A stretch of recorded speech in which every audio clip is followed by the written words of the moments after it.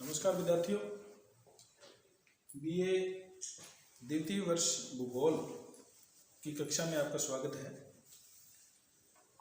आपको बीए द्वितीय वर्ष भूगोल के प्रश्न पत्र प्रथम में मानव भूगोल में मैं आपको पाठ्यक्रम करवा रहा था और पाठ्यक्रम में आपको 3 इकाइयाँ मैंने पिछली वीडियो में बताई है। तो अभी इसमें आपको इकाई संख्या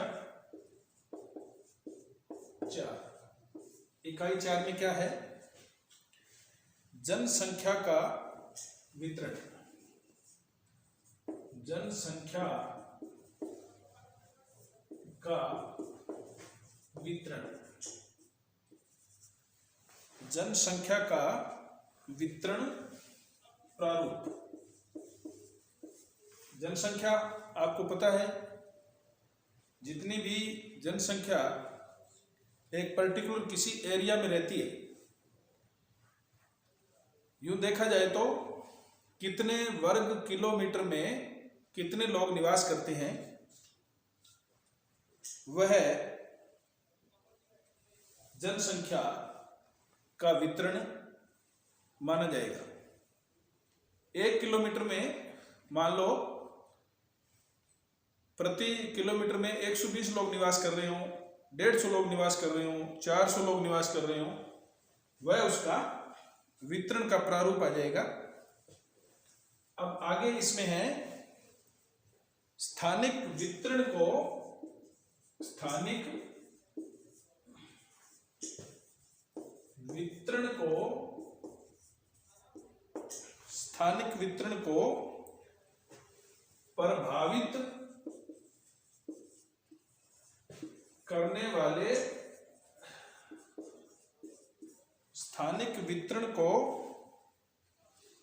प्रभावित करने वाले भौतिक,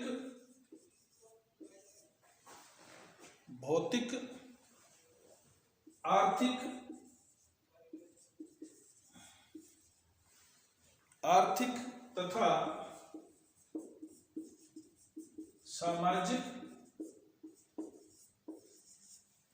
सामाजिक कारक है।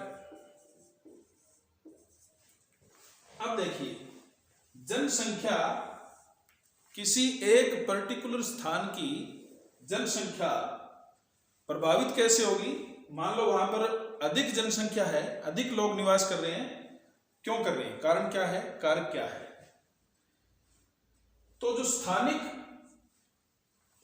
स्थानिक जो कारक है ना, भौतिक, ये देखो, भौतिक कारक में क्या होता है कि किसी स्थान पर मान लो कोई एक एरिया है और वहां पर बहुत ज्यादा जनसंख्या निवास कर रही है। कारण क्या है? कैसा कारण है? सबसे बड़ा कारण यह होगा भौतिक कारण। भौतिक कारण में क्या है? वहां पर मूलभूत सुविधाओं की पूर्ति और रोजगार के साधन।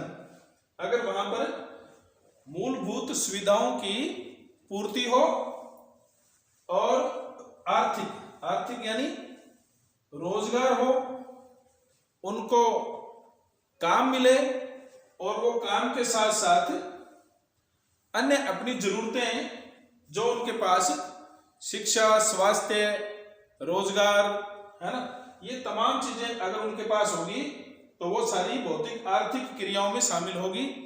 ये अगर उनके पास उपलब्ध है, यदि उनके पास ये तमाम सुविधाएं उपलब्ध है, तो निश्चित रूप से वहां पर जनसंख्या ज्यादा रहेगी। अब आता है सामाजिक कारक। एक पर्टिकुलर समाज के लोग कहीं ज्यादा क्यों रहेंगे? क्योंकि उसके पीछे भी कई कारण रहते हैं, है ना। जैसे एक समाज के लोग, जनजातीय क्षेत्रों को देख लें आप, वहां पर आपको ज्यादा जनजातीय क्षेत्र के लोग ज्यादा मिलेंगे, है ना। ट्राइबल एरिया जो होता है, जैसे उसको बोलते हैं शेड्यूल ट्राइब।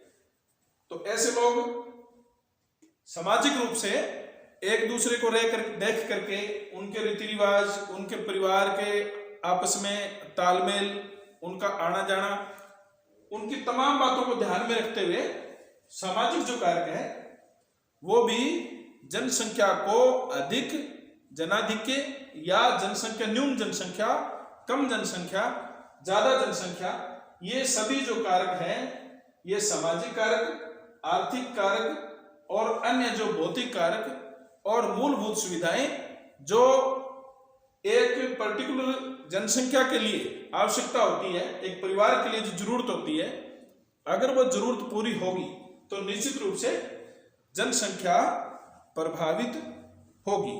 तो इसी में हम लोग आगे देखेंगे सामाजिक कारक में, जैसा मैंने आपको बताया, जनाधिक्य,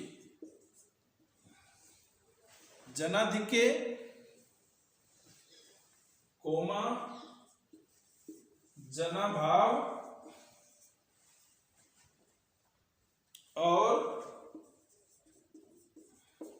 आदर्श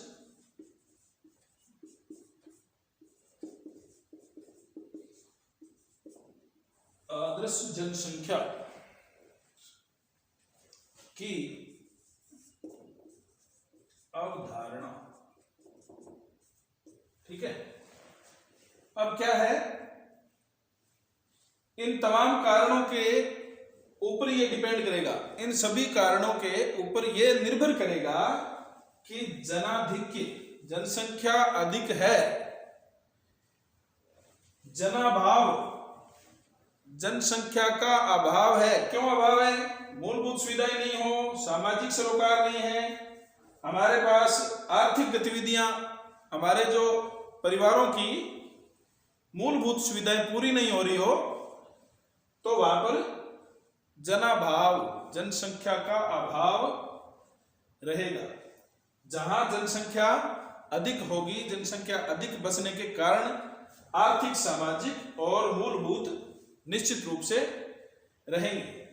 इसी प्रकार फिर आदर्श जनसंख्या की अवधारणा, आदर्श जनसंख्या मूलभूत सुविधाओं के साथ साथ तमाम जो जनसंख्या वहां निवास कर रही है उनके लिए भौतिक, सामाजिक, आर्थिक सभी प्रकार की सुविधाएं एक आदर्श रूप में उपलब्ध हो, तो ऐसी जनसंख्या को आदर्श जनसंख्या की अवधारणा के अंतर्गत रखा जाएगा।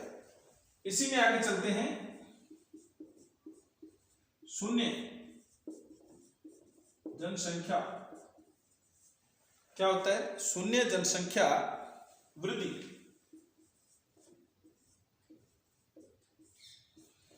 शून्य जनसंख्या वृद्धि, और इसी में आगे चलेंगे जनसंख्या का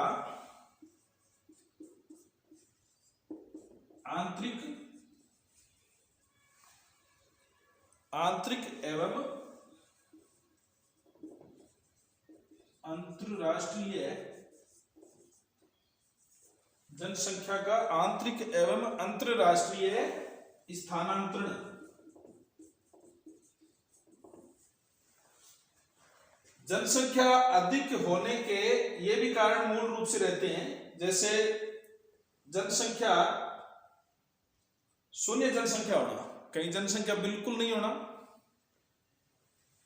शून्य जनसंख्या वृद्धि मतलब बहुत ही कम मात्रा में जनसंख्या का बढ़ना।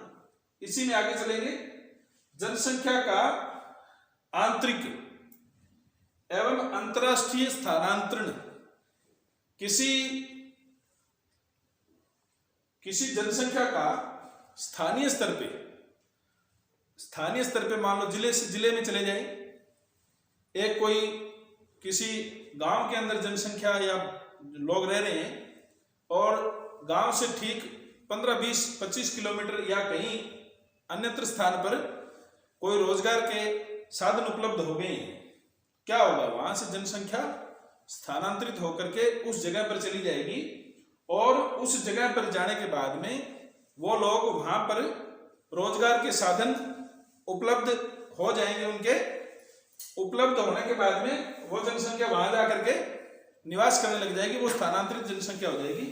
इसी प्रकार अंतरराष्ट्रीय स्थानांतरण, हमारे देश में प्राय ऐसा देखा जाता है कि हमारे देश से लोग कनाडा है, अमेरिका है, जापान है, अन्य जो देश है, जितने भी अरब के देश है, वहां पर लोग अपने रोजगार की तलाश में दूसरे देश में काम करने के लिए जाते हैं। वो कुछ लोग जैसे यहाँ से अपने कहते हैं कि यहाँ से कोई परिवार गया और वहां जाकर वहीं का जाकर के रह गया या वहां जाकर के बस गया, तो ऐसी जो जनसंख्या है, ऐसी जनसंख्या अंतरराष्ट्रीय स्थानांतरण जनसंख्या की श्रेणी में आती है। तो ऐसी जनसंख्या को स्थानिक जनसंख्या, जो स्थानीय स्तर पर स्थानांतरित हो गई, एक जिले से हो गई, एक जिले से दूसरे जिले में चले गए, ऐसा भी हो सकता है। उसके बाद में एक प्रदेश से दूसरे प्रदेश में लोग, जैसे मान लो बिहार से, यूपी से, अपने बंगाल से, अपने यहाँ पर लोग काम करने के लिए आते हैं और आने के बाद में वो यहीं बस कर रह जाते हैं, तो ये भी एक स्थानांतरण है, ये अंतरराज्यीय लेवल का स्थानांतरण है। और क्या होता है, हमारे देश का कोई व्यक्ति कनाडा जाकर के शिफ्ट हो गया, वहां जाके काम करने लग गया, वहीं रहने लग गया, अपने परिवार से वहीं चला गया, वहां उसको पीआर मिल गई, तो ऐसे जो लोग हैं वहां उसको नागरिकता मिल गई, वहां जाकर के वहां रहने लग गया और वहीं काम कर रहा है, वहीं बच्चे पढ़ रहे हैं, पूरा परिवार वहां चला गया। ये अंतरराष्ट्रीय स्थानांतरण की श्रेणी में आएगा। तो इस प्रकार जो जनसंख्या स्थानांतरण है वो आपको मैंने बताया। आगे की इकाई जो है वो मैं आपको आगे की क्लास में करवाऊंगा। आज के लिए इतना ही, धन्यवाद।